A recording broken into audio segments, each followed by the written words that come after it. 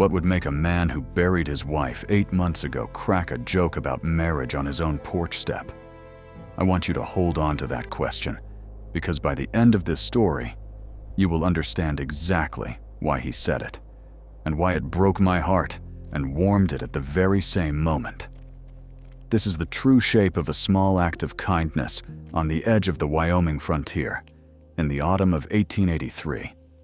A pot of soup, a closed door, a widower named Thomas Calloway, and a woman who had no idea that one bowl of broth would change the way two grieving families looked at each other for the rest of their lives. Stay with me, because the soup is just where this story starts.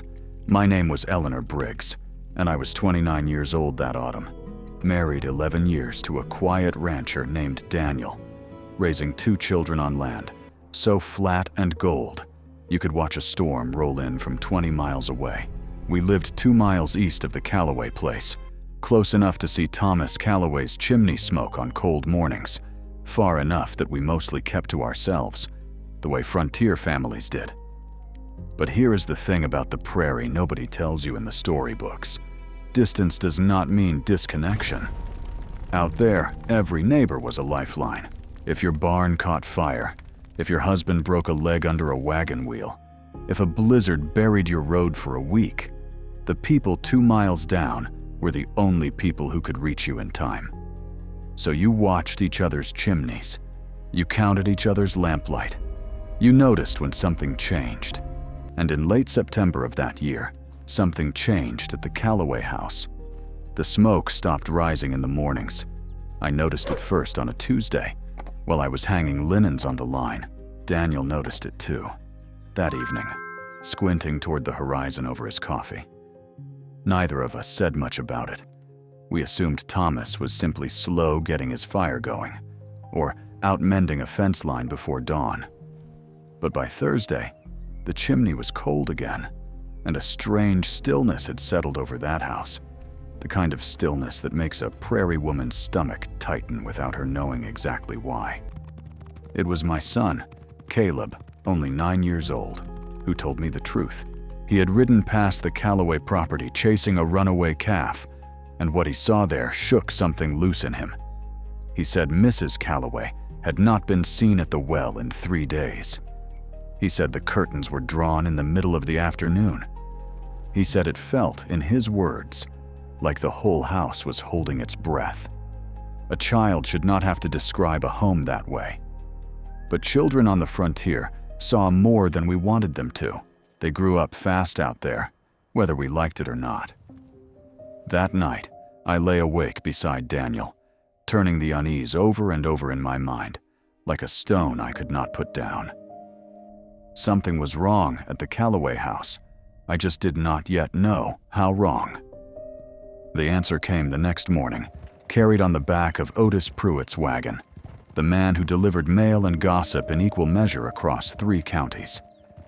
Sarah Calloway was dead. She had taken ill suddenly, a fever that the nearest doctor, 40 long miles away, could not reach in time to stop. She left behind a husband, Thomas, a man known across the territory for his steady hands and his stubborn silence, and 2 children, a boy of 7 named Henry, and a girl of just 4 years old named Mary, too young to understand why her mother would not be coming back through that door. I want you to imagine for a moment what that house must have felt like in the days after. A husband who did not know how to braid his daughter's hair. A boy old enough to understand loss, but too young to carry it. A kitchen with a cold stove and an empty chair at the table that nobody dared to move. And here is where this story turns. Because I almost did not go. I want to be honest with you, the way I have tried to be honest with myself ever since. My first instinct was to send word through Otis, perhaps a kind note, perhaps a promise to visit when the harvest slowed down. We had 400 acres of our own that needed bringing in before the first frost, and Daniel's back had been giving him trouble all season. There were 100 good reasons to wait, but there is a particular kind of grief that does not wait for convenient seasons, and something about little Mary, 4 years old and motherless. kept circling back into my mind, no matter how hard I tried to push it aside. So, on a gray Saturday morning, I did the only thing I knew how to do when words felt too small for the size of the hurt. I made soup. Not just any soup. I want to tell you exactly what went into that pot, because the details matter more than you might think. I used the last of our summer potatoes, a thick cut of salted pork from our smokehouse, 3 carrots pulled from the garden the day before, an onion that had gone a little soft at the edges but was still good, and a handful of dried herbs that Sarah Calloway herself had taught me to grow only 2 summers earlier, in a kitchen garden conversation I never imagined would become a memory I clung to. There is something strange and tender about cooking a dead woman's recipe to comfort her own husband. I did not realize the weight of that until the broth was simmering and the smell filled our whole house, and I had to stop for a moment, hand pressed against the counter, because grief has a way of arriving sideways when you least expect it. By midday, the soup was ready. I poured it into our largest covered pot, wrapped it in an old quilt to keep the heat in for the 2-mile ride, and loaded it onto the wagon. Caleb wanted to come with me. I let him. Some lessons about kindness are better shown than told. The ride to the Calloway place felt longer than 2 miles that day. The prairie grass had turned that pale gold color it gets in early autumn, and the wind carried a chill that had nothing to do with the weather. I kept rehearsing what I might say. I am sorry for your loss. We are praying for your family. If there is anything you need. All the things people say when there is truly nothing adequate to say at all. When we finally pulled up to the house, what I saw stopped me cold. The yard, usually swept and orderly, was overgrown with 3 weeks of neglect. The porch step had a board coming loose that no one had fixed, and there, sitting on that very step in the gray afternoon light, was Thomas Calloway, elbows on his knees, staring at nothing, looking like a man who had forgotten how to be looked at. He did not hear the wagon at first. I had to call his name twice. When he finally lifted his head, I will never forget his face. It was not the face of a stranger. It was the face of a man who had been carved down to the bone by something invisible. Eyes rimmed red, jaw rough with days of unshaven stubble, shoulders curled inward like a man trying to disappear into himself. "Mrs. Briggs," he said, voice rough as gravel. "What brings you out this way?" I held up the covered pot. "Brought you and the children some supper, Thomas. Figured cooking might not be at the top of anyone's mind right now." For a long moment, he just looked at the pot like he did not understand what it was. And then something in his face cracked, just slightly, the way ice cracks before it gives way entirely. But here is what I want you to notice, because it will matter later in this story. He did not invite me in. He stood up slowly, took the pot from my hands with a quiet, "Thank you," and that was nearly the end of it. The door stayed shut behind him. I caught only a glimpse inside, dim and still, before it closed. I drove home that evening with an unsettled feeling I could not name. I had done a kind thing. I knew that. But something about the way that door closed told me the kindness was not finished. It had only just begun. What I did not know yet, what I could not have known, was that little Mary had been standing just behind that door the entire time. Silent, listening, watching a stranger's wagon through a gap in the curtain. And that small girl's reaction to a bowl of soup would become the second thread of this story, one I would not learn about until weeks later. But we will come back to that. For now, I want you to sit with this image. A closed door, a man too proud, too broken, or too unsure to let anyone in, and a pot of soup left to do the work that words could not. If you have ever lost someone, you already understand what I mean when I say that grief does not knock politely, and wait to be invited in either. It simply arrives, and it stays as long as it wants to. I will tell you now, because I think you deserve to know early, that Thomas Calloway did eventually open that door wide. But the path between that closed door and the open one was longer, stranger, and far more human than I ever expected when I climbed back onto that wagon and rode home in the fading light. And it is on that ride home, 2 miles of empty prairie road, that something happened that I have never told many people. Something that nearly made me turn the wagon around and knock on that door a second time.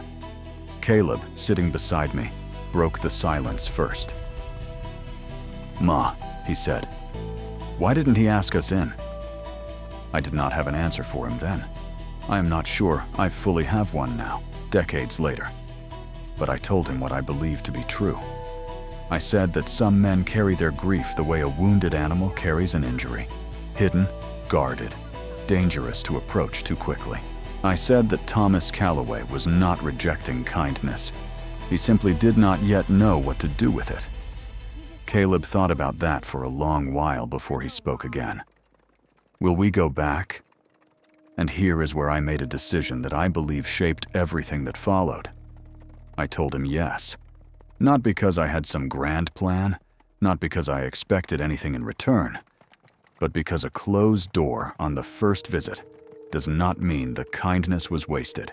Sometimes it simply means the door is not ready yet. What happened over the following 3 weeks, I want you to understand, was not a single act of kindness.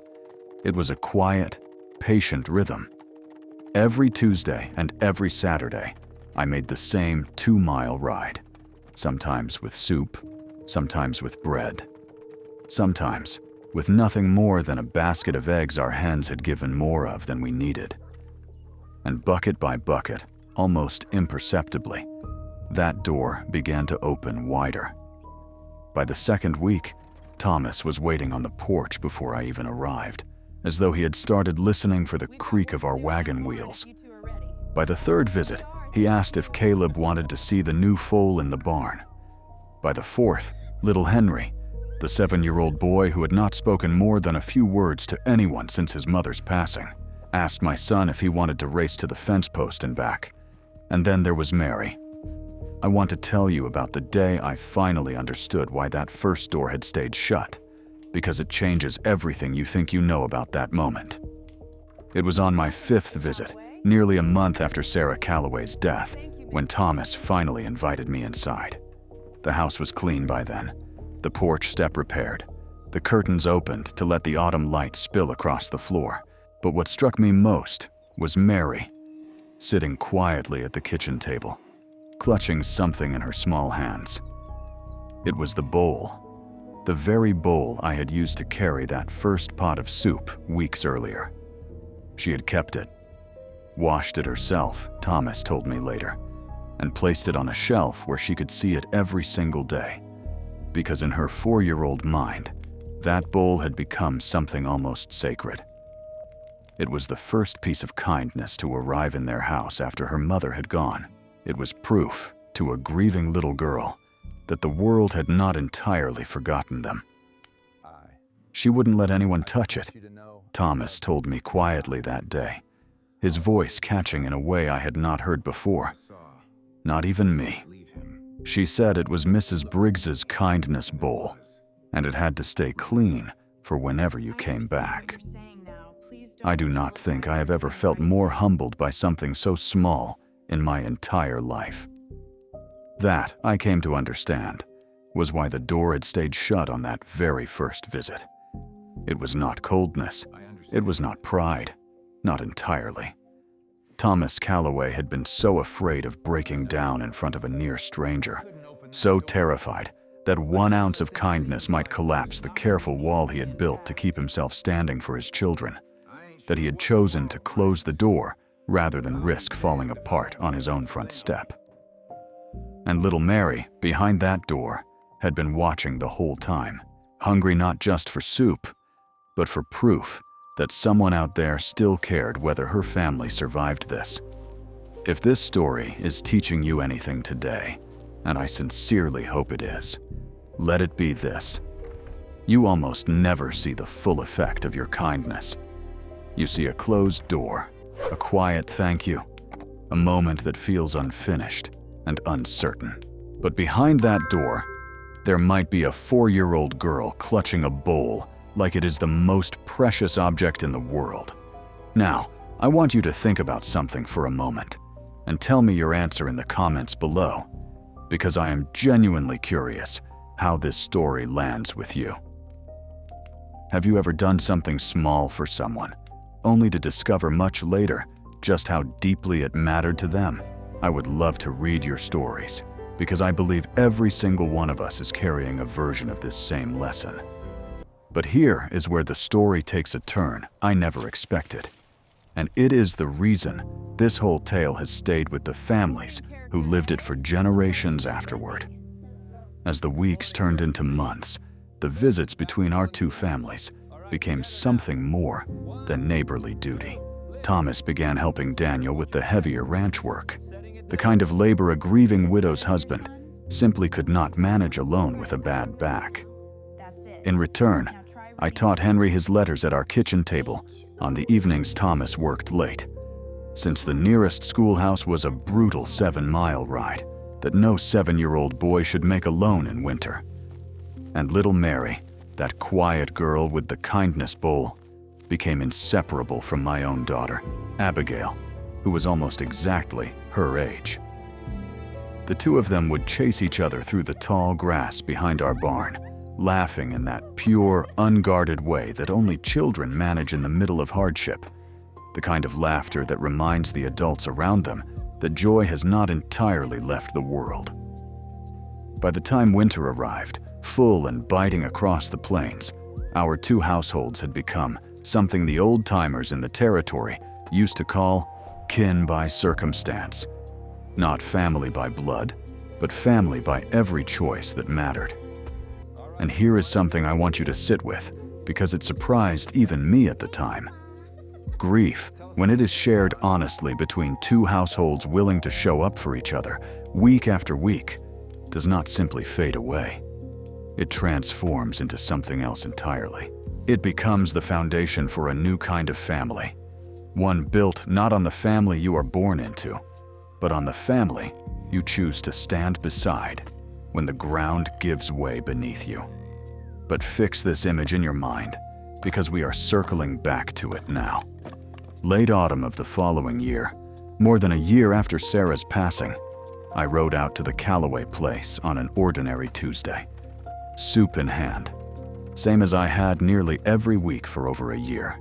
Thomas was sitting on that same porch step, the very one where I had first found him broken and silent. Except this time, he was smiling. He stood as I approached, took the pot from my hands the way he always did, and then he said something that has stayed with me for the rest of my life. Something I didn't expect. Something that landed somewhere between a joke and a confession. "Mrs. Briggs," he said, a small, tired, genuine smile tugging at the corner of his mouth. "If I were 20 years younger, I believe I'd marry you for this soup alone." I laughed, the kind of laugh that catches you off guard, because it arrives from somewhere deeper than humor. Daniel, when I told him that evening, laughed too. A warm, easy laugh, because he understood exactly what Thomas meant. It was not a romantic confession. It was something far rarer, and, in its own way, far more valuable. It was a man telling a neighbor that her kindness had become one of the steadiest, most nourishing things in his entire shattered world. So steady that he could finally joke about it instead of weeping over it.